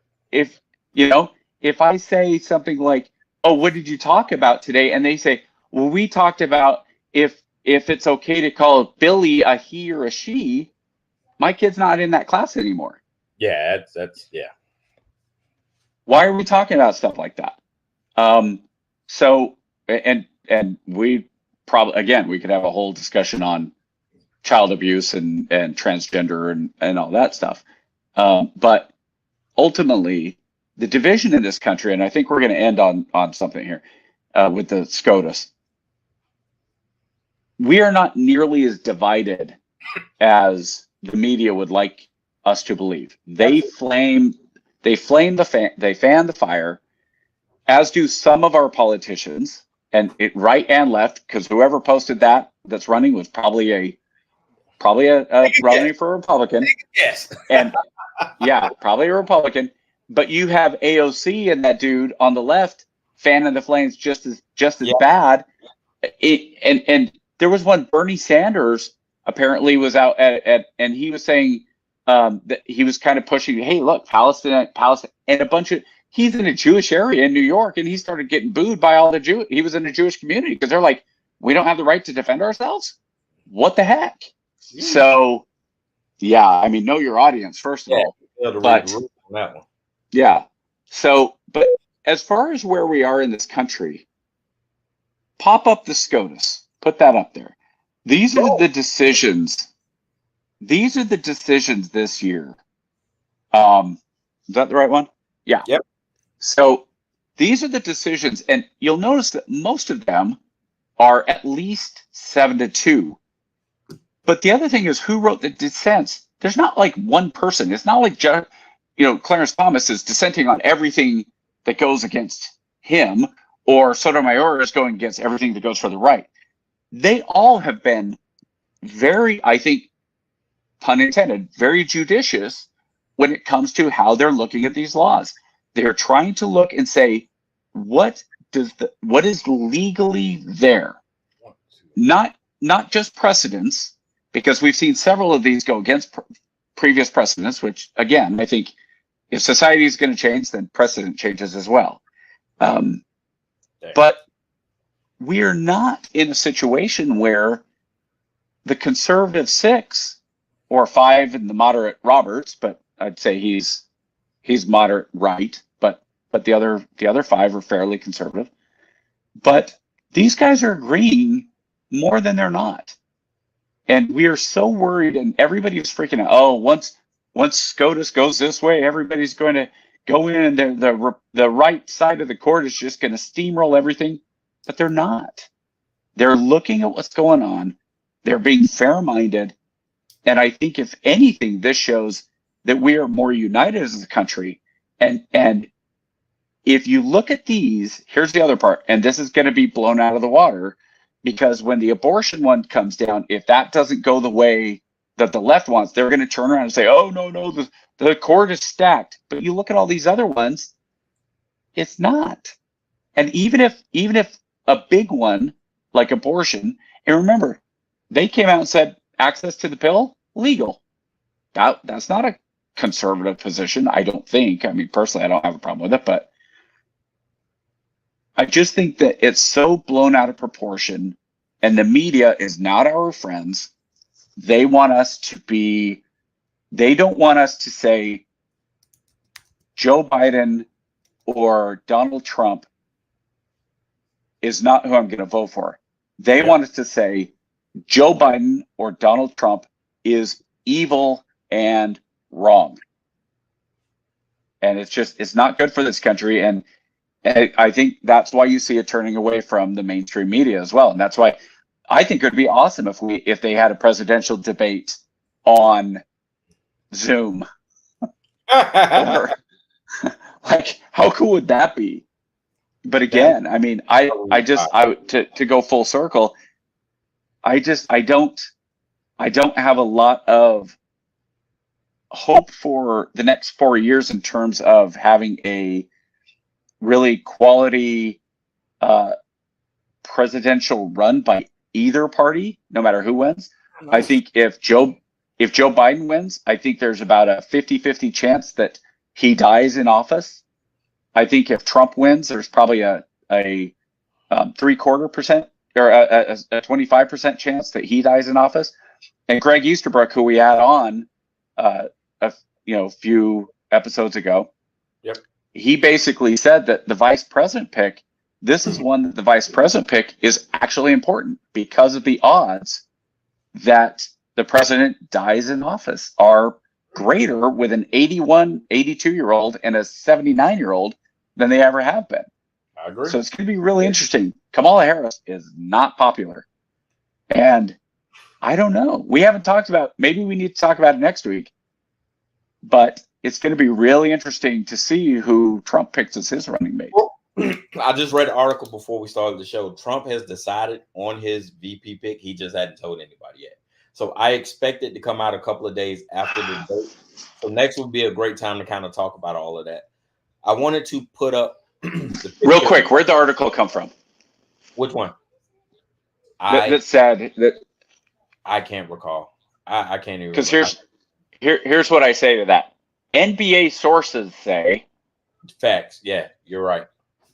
Yeah. I don't believe anything until it happens. How hard? KJG. I just got off the phone. Trump knows who he's picking.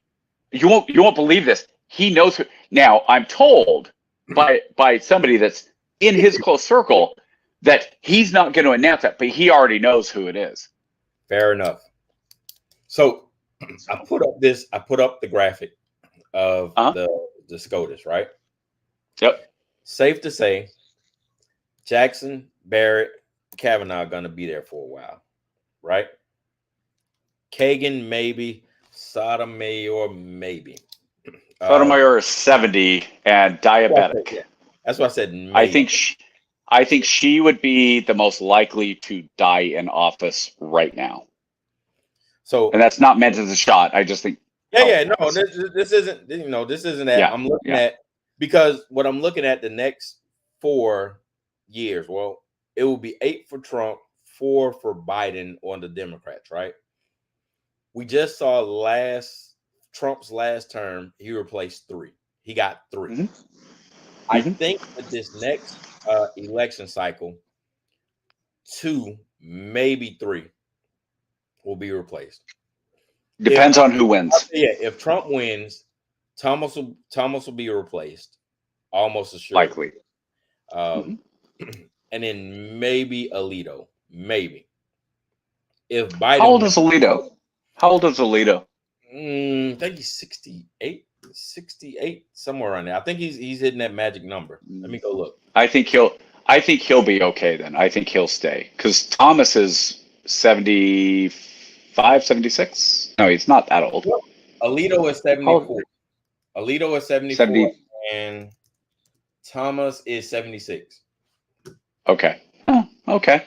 Yeah, so I think those are 2 good candidates to get replaced. I don't think Roberts is going to go anywhere unless him and Barrett have it out. They haven't been best of friends lately, so I'm hoping. Now he would.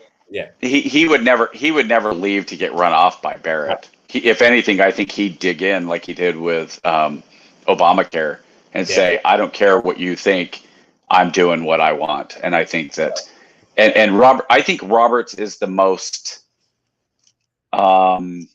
flexible, shall we say, of the court. Yeah, I can see that. Yeah. I think he's a conservative, but he's also contemporary, right? Like he's not. That's a good way of putting it. He's not so locked into his beliefs to where he can't sit back and take reason. So between Alito, Thomas, and Sotomayor, the next 4 years, there could potentially be 2, maybe 3 new justices, depending on how this thing falls. That is significant.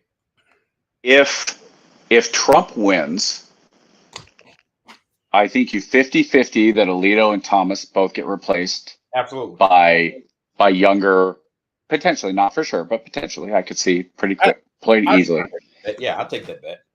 The biggest fear of the left, of Democrats at that point, would be that Sotomayor does have significant health issues and or passes away, to the point that he replaces her, and now it becomes a 7-2 court for the next 30 years. If Biden wins, I think you would see Sotomayor potentially voluntarily step down because of the lessons of Ruth Bader Ginsburg. But I also think in that case that you would have Thomas and Alito hang on for dear life.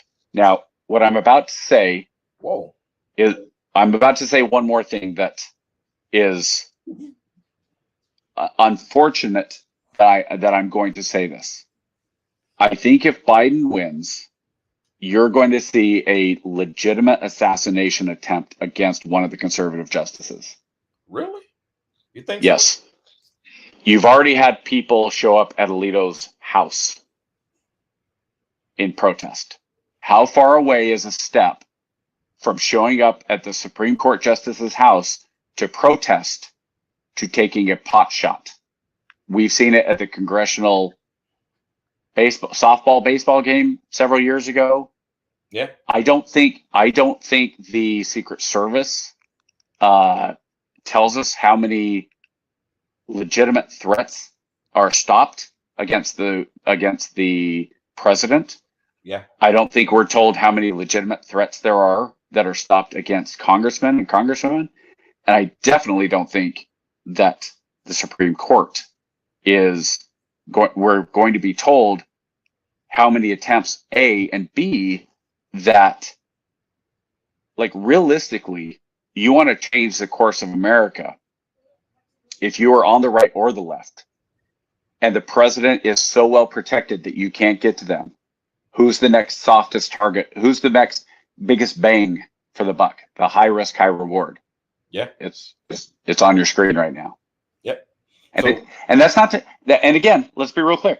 That's not to say that if it's Trump, that's one of those on the right is going to be targeted by some radical lefty. It could just as easily be a crazy righty who thinks that Alito should have voted with Thomas on the Second Amendment, or a terrorist extremist who, for whatever reason, is able to target. So, but I do think that there's going to be a story, and I've said this before. I'm amazed that there wasn't a more public, that we haven't heard about a more public attempt against Obama when he was in office. I'd love to see the Secret Service records on that, because I bet you a donut that there were several plots to assassinate President Obama when he was in office. I'm sure. So just so the ages, Clarence Thomas is the eldest statesman at 75. Alito is 74. Sotomayor is 69. John Roberts is also 69. Keegan is 64. Kavanaugh is 59. Gorsuch is 50. I didn't know Gorsuch was younger than Kavanaugh. Gorsuch is 56. KBJ is 53, and the baby of the bunch is ACB, Amy Coney Barrett at 52. So there is a significant chance to replace the three elder statesmen here in the next 4 years. You couple that with the threat of our POTUS possibly not surviving the term, and you're talking about a fundamental change in how America will be governed and leading us into the next phase of our republic, right? So this is an important election, and I am definitely afraid that it comes down to Tweedledee and Tweedledum. You figure out which one is which. Yeah. So yeah. Well, and from what you said, not only Tweedledee and Tweedledum, but Vice Tweedledee and Vice Tweedledum.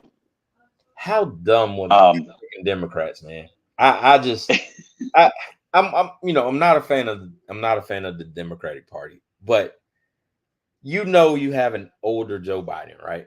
You know unequivocally that this guy maybe make a second term, but God knows you need somebody to prop up for the next wave, and you choose a polarizing figure with no background and hasn't done anything.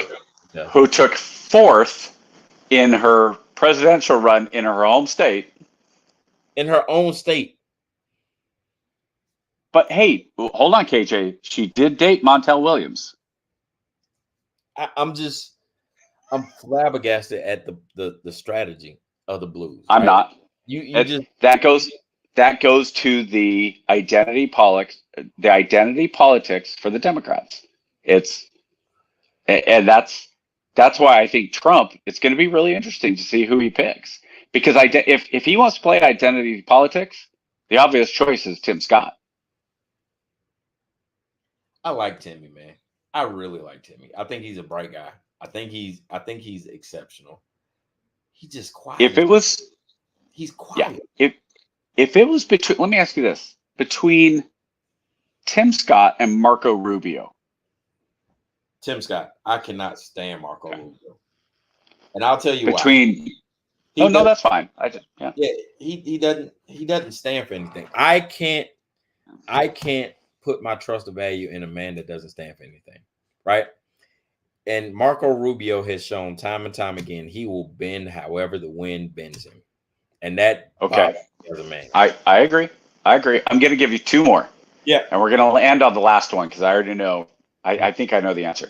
The second one, and this is my dark horse that nobody is mentioning, but I think it would be a brilliant move, would be the governor of Texas, Greg Abbott.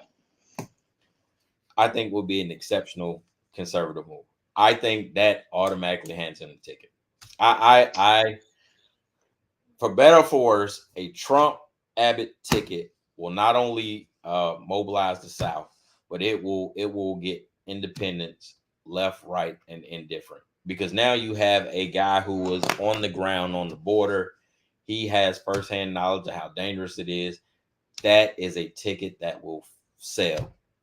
That is, and I believe he's early 50s too. I don't think he's very old. And that's what I'm saying. And that sets him in the chute to take the right seat ride when Trump is done, and then push him through for 8 years. And I think that's a brilliant move. I don't think they'll make it because the egos, those two egos in the same room, will be disastrous. I think it'll be Kennedy and LBJ all over again. Honestly, could be, and yeah, Trump is not going to go with somebody that's going to outshine him. I agree. So here's the one that I still think this is the most brilliant move that will never happen. But I know what you're going to say. If Trump, who am I going to say? Don't say, you're going to say Vivek again, aren't you? No. Oh. Here's the move that wraps up more than Abbott does. This is who wraps it up. Condi Rice. Oh, fuck yeah. Absolutely. I mean, it's not even one of the smartest women in the world. Has all that experience. Not even close. Republicans, but she also has the common sense factor. She just says it how it is. She would be the home run pick. You wouldn't even have to advertise. You wouldn't have. I mean, the marketing dollars will flood in. Not only would you secure the black vote, because I will tell you, Condi Rice is still beloved in our community. And I don't know if you saw my title down there, but I have taken into my persona. I am the self-appointed speaker for all Black America. I accept that role humbly, and no one since Jesse Jackson has accepted that role. And I humbly accept as the heir apparent to Jesse Jackson as the speaker for all Black America. But listen, Condoleezza Rice has a resume that is flawless. It is impeccable.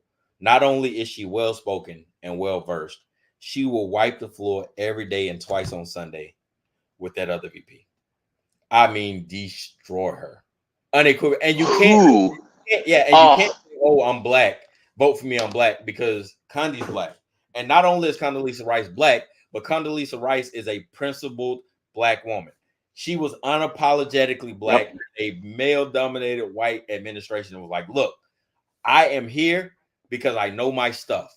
Try me and I will put you in your place. And I'm telling you, I think the greatest missed opportunity of my generation was seeing a Colin Powell Condoleezza Rice ticket.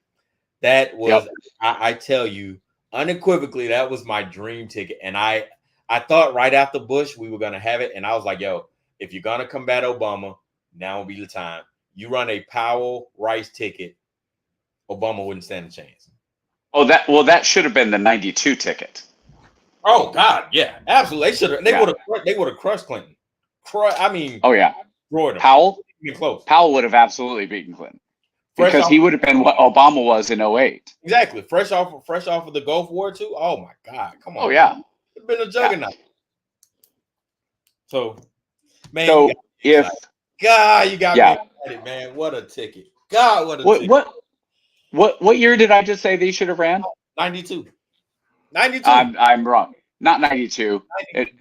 2004. 2004. Because Gulf War. Yeah. No. He was the first Gulf War. I was right. I was right. Yeah, he was on the sword. Yeah. You throw me off, and then I started thinking Gulf War was in 2000. And I forgot about the first Gulf War in 92. Yeah. He absolutely should have been. Hey, so on that note, Condoleezza Rice, and we got to go because my phone's dying. Condoleezza Rice against Kamala Harris would be like Jake Paul fighting Mike Tyson when Tyson was in his prime. Absolutely. It would be no contest. Kill him. At the 2-hour mark, that thing flew by. God, man. Final thoughts. All right, we got a minute. Final thoughts. Cut that last one about Condi Rice, and let's see if we can get that thing go viral. And if she ends up as a VP, we're going to claim it as our victory lap. Trump called me personally, and that was my recommendation. So we're in there. Hey, man, as always, find somebody and tell them you love them, man. We will see y'all next week. Next week. Sure. Let's do it. All right. Out.